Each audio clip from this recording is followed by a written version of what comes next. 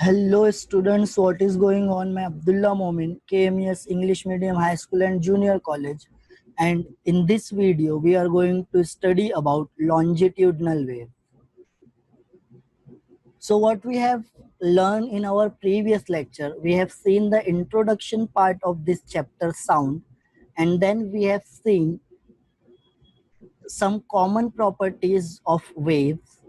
Then after that we have seen the definition of progressive wave and its characteristic, and we know that there are two types of progressive wave, transverse wave and longitudinal wave, and we have seen the definition and characteristics of transverse wave in our last lecture. Now in this lecture we are going to see the definition of longitudinal wave and its characteristics. So what is longitudinal wave? So a wave in which particles of the medium vibrates in a direction parallel to the direction of propagation of wave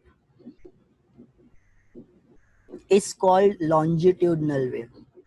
So when a wave or longitudinal wave travels in a medium, the particles of the medium will travel parallel to the direction of propagation of wave. Means if a wave is traveling in forward direction, then the particles of the medium also vibrate forward and backward, and when they are vibrating forward and backward, that means they are vibrating parallel to the direction of propagation of wave.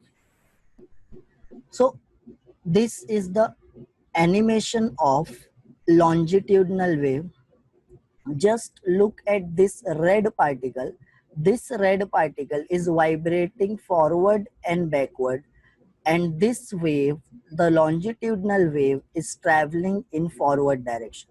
So the direction of propagation of wave is positive x direction, and this red particle is vibrating parallel to the direction of propagation of wave, or all the particles. Now look at this red particle.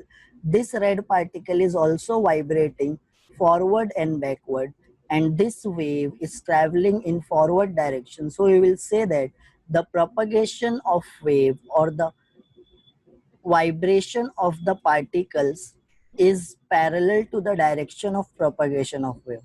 So this type of wave is called as longitudinal wave. Now, sound waves are longitudinal wave. Why? Because when sound travels in a given medium, the particles of the medium vibrate parallel to the direction of propagation of wave. So similarly, when sound travels in a medium, the particles of this medium will vibrate in the direction of propagation of wave. Hence, we will say that the sound wave, which is your chapter name, sound, and hence we will say that the sound is longitudinal wave. तो आपके chapter का नाम ही है sound, तो sound कौन सी wave है? Sound longitudinal wave है. क्यों ये लॉन्जिट्यूडनल वेव है? क्योंकि जब साउंड मीडियम में ट्रैवल करता है तो मीडियम के पार्टिकल्स का वाइब्रेशन और वेव की डायरेक्शन, वेव ट्रैवल कर रही है फॉरवर्ड डायरेक्शन में और ये पार्टिकल्स भी वाइब्रेट हो रहे हैं in the direction of propagation of wave. So हम बोलेंगे कि साउंड क्या है? लॉन्जिट्यूडनल वेव है. So next we are going to see the characteristics of longitudinal wave. कुछ 7 characteristics हम देखने वाले हैं longitudinal wave की one by one. तो first characteristics क्या है? All the particles of the medium along the path of the wave vibrate in the direction parallel to the direction of propagation of wave with same period and amplitude. तो जितने भी particle है वो vibrate कर रहे हैं और wave, यहाँ पे देखो ये ब्लैक एरो क्या इंडिकेट कर रहा है कि वेव आगे ट्रैवल कर रही है, और ये रेड एरो क्या इंडिकेट कर रहा है कि पार्टिकल्स का वाइब्रेशन कैसे हो रहा है. तो पार्टिकल्स भी अब फॉरवर्ड एंड बैकवर्ड वाइब्रेट कर रहे हैं, वेव भी फॉरवर्ड डायरेक्शन में ट्रैवल कर रही है. तो हम बोल सकते हैं वेव का डायरेक्शन और पार्टिकल्स का वाइब्रेशन दोनों पैरेलल है. तो यहाँ पे जो पार्टिकल्स वाइब्रेट हो रहे हैं उनका टाइम पीरियड और एम्पलीट्यूड सेम है। एम्पलीट्यूड क्या होता है कि ये कितनी मीन पोजीशन से कितना डिस्प्लेसमेंट हुआ इसका फॉरवर्ड डायरेक्शन में और कितना डिस्प्लेसमेंट हुआ बैकवर्ड डायरेक्शन में। तो ये पार्टिकल्स मीन पोजीशन से कुछ डिस्टेंस फॉरवर्ड डायरेक्शन में ट्रैवल करेंगे, कुछ डिस्टेंस बैकवर्ड डायरेक्शन में ट्रैवल करेंगे। तो यहाँ पे जो पार्टिकल्स का एम्पलीट्यूड है, amplitude means displacement from mean position, वो सेम रहेगा हर पार्टिकल का। और टाइम पीरियड मतलब time taken by the particle to complete one vibration, वो भी सेम रहने वाला है। सेकंड कैरेक्टरिस्टिक क्या है? When longitudinal wave passes through a medium, the medium is divided into regions of alternate compression and rarefaction. अब compression क्या होता है, rarefaction क्या होता है? जब भी sound wave या longitudinal wave मीडियम में ट्रैवल करती है तो मीडियम में दो रीजन बनते हैं और ये दोनों रीजन कॉम्प्रेशन और रेरिफेक्शन अल्टरनेटली बनते हैं। तो यहाँ पे आप देख सकते हो कॉम्प्रेशन का मतलब क्या है, ये जो क्राउडेड रीजन दिख रहा है आपको वो कॉम्प्रेशन है, और ये जो रीजन में आपको पार्टिकल्स दूर दूर दिख रहे हैं वो रेरिफेक्शन है। ये एक कॉम्प्रेशन बीच में रेरिफेक्शन। तो जो रीजन में आपको पार्टिकल्स क्राउडेड दिख रहे हैं, क्लोज टू ईच अदर दिख रहे हैं, वो है कॉम्प्रेशन, और जो रीजन में आपको पार्टिकल्स दूर दूर दिख रहे हैं वो है रेरिफेक्शन। तो यहाँ पे कॉम्प्रेशन और रेरिफेक्शन कैसे बनते हैं? अल्टरनेट बनते हैं। कॉम्प्रेशन के बाद रेरिफेक्शन, रेरिफेक्शन के बाद कॉम्प्रेशन, कॉम्प्रेशन रेरिफेक्शन कॉम्प्रेशन, ये ऐसे रीजन्स बनते जाएंगे और यही कॉम्प्रेशन और रेरिफेक्शन क्या बनाते हैं? लॉन्जिट्यूडनल वेव बनाते हैं। Compression is the regions where the particles of medium are crowded. मतलब crowded है, very close to each other है, तो वहां पे बहुत ज्यादा प्रेशर होगा। While rarefaction is the region where the particles of the medium more widely separated, medium gets rarefied. Rarefied का मतलब होता है लो प्रेशर जोन। तो अब ये एनिमेशन में आप देख सकते हो कि कुछ रीजन्स में पार्टिकल्स बहुत क्लोज है। तो जो रीजन में पार्टिकल्स बहुत क्लोज है उसको हम कॉम्प्रेशन बोलेंगे। जैसा कि यहाँ पे कॉम्प्रेशन देखो आगे ट्रैवल कर रहा है और ये कॉम्प्रेशन है, उससे पहले ये कॉम्प्रेशन है, और दो कॉम्प्रेशन के बीच वाले रीजन क्या है? रेरिफेक्शन है।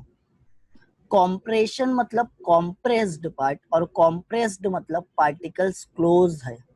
रेरिफेक्शन और अगर पार्टिकल क्लोज्ड है उसका मतलब क्या है? हाई प्रेशर जोन है वो।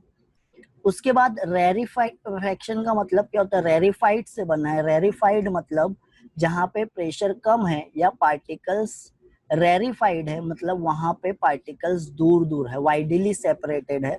तो यहाँ पे आपको क्लियरली दो रीजन्स दिख रहे होंगे। एक रीजन में पार्टिकल्स क्लोज है, यहाँ पे देखो कॉम्प्रेशन है, आगे बढ़ रहा है,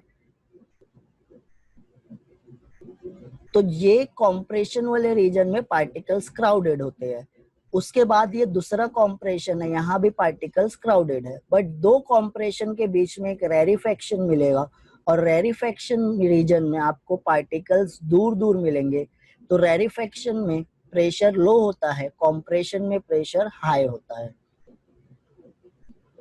उसके बाद फोर्थ कैरेक्टरिस्टिक क्या है? A compression and adjacent rarefaction forms one cycle of longitudinal wave, and the distance measured along the wave between any two successive points having the same phase is the wavelength of wave. दो compression के बीच का distance या दो rarefaction के बीच का distance, ये होता है वेवलेंथ। दो कॉम्प्रेशन है मतलब पार्टिकल्स का फेज सेम है, वो दोनों कॉम्प्रेशन के बीच में, ये दोनों कॉम्प्रेशन के बीच का डिस्टेंस है लैम्डा, वेवलेंथ हम बोलते हैं। ऐसे ही दो रेरिफेक्शंस के बीच का डिस्टेंस क्या होगा? वेवलेंथ होगा। और एक कॉम्प्रेशन और एक रेरिफेक्शन का डिस्टेंस भी लैम्डा ही होगा। मीन्स यहाँ पे पार्टिकल्स जो सेम फेज में रहेंगे वो उनका डिस्टेंस क्या होगा? वेवलेंथ या lambda.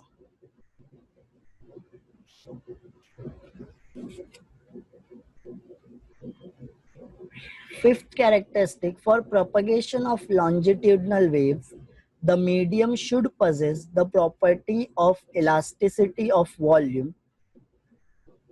Thus, longitudinal wave can travel through solid, liquids, and gases. Longitudinal wave cannot travel through vacuum or free space. तो लॉन्जिट्यूडनल वेव ये एक प्रोग्रेसिव वेव की कैरेक्टरिस्टिक है. प्रोग्रेसिव वेव की दो टाइप्स हम पढ़े हैं, एक ट्रांसवर्स और एक लॉन्जिट्यूडनल. तो यहाँ पे हम पढ़ रहे हैं कैरेक्टरिस्टिक्स ऑफ लॉन्जिट्यूडनल वेव. ये क्या है? लॉन्जिट्यूडनल वेव है. तो कैरेक्टरिस्टिक्स ऑफ लॉन्जिट्यूडनल वेव में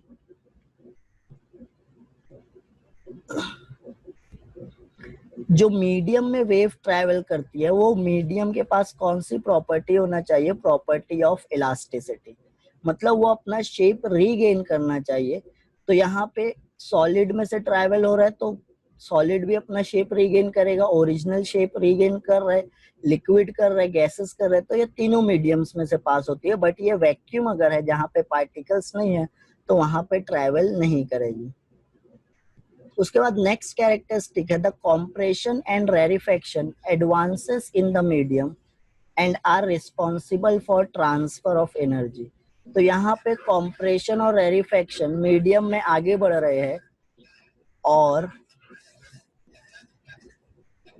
ये एनर्जी ट्रांसफर कर रहे हैं.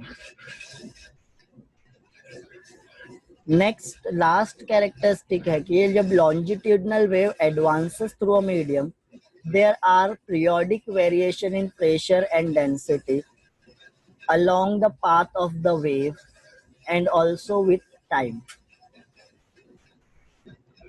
तो यहाँ पे जब longitudinal wave travel करती है तो प्रेशर वेरी होता है. आपको पता है कि कॉम्प्रेशन में प्रेशर हाई रहेगा, रेरिफेक्शन में प्रेशर लो रहेगा. तो अगर मैं ये एक पॉइंट कंसीडर कर लेता हूँ मीडियम का, तो यहाँ से एक बार कॉम्प्रेशन आगे जा रहा है, फिर रेरिफेक्शन, फिर कॉम्प्रेशन. तो जब भी यहाँ पे कॉम्प्रेशन आएगा ये रीजन का प्रेशर ज्यादा हो जाएगा, जब रेरिफेक्शन आएगा तो प्रेशर कम हो जाएगा. कॉम्प्रेशन जब आएगा तो डेंसिटी भी हाई हो जाएगी और रेरिफेक्शन जब आएगा तो डेंसिटी भी लो हो जाएगी. तो अगर मैं एक पर्टिकुलर पॉइंट ले लेता हूँ मीडियम में, यहाँ से कॉम्प्रेशन और रेरिफेक्शन ट्रैवल करते जा रहे हैं, तो जब भी कॉम्प्रेशन आएगा प्रेशर और डेंसिटी हाई रहेगी, जब भी रेरिफेक्शन आएगा तो प्रेशर और डेंसिटी लो हो जाएगी. तो जैसे टाइम के साथ साथ प्रेशर और डेंसिटी क्या होने वाला है? चेंज होने वाला है. तो इसको ही हम क्या बोलते हैं? There is a variation in pressure and density. So that's it, student. Thank you. I will see you next time.